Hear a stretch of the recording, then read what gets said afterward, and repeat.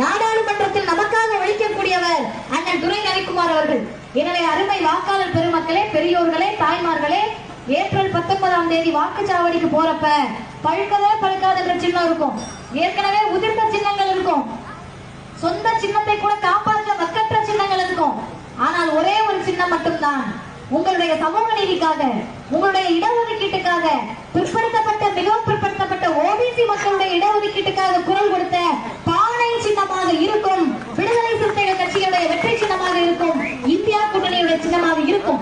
அது ஒரே ஒரு சின்னம் மட்டும்தான் நம்முடைய இளைஞர்களின் வேலை வாய்ப்புக்காக குரல் எழுப்பிய பானை சின்னமாக இருக்கும்.